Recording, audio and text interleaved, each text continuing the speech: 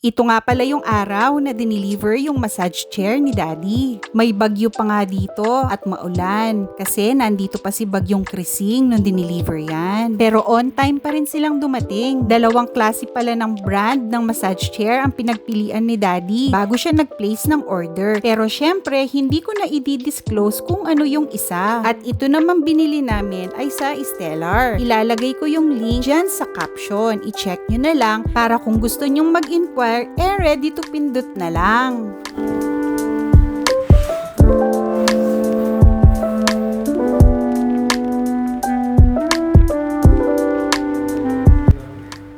Ang sarap na mamasage ako. Satisfied? Satisfied. Oh, i-rate mo si Stellar. Whatever happens from here, 10 out of 10. 10. Of course, then. I'm here for you. Pati puwit ko. At eto nga, itatry na ni Daddy ang eye massage. At parang pang X-Men lang ang dating, mga Marikoy. Parang si Cyclops lang. Opo, meron po siyang heating po, sir, sa lower back. Hello, Nana. Hello, Master. Power off.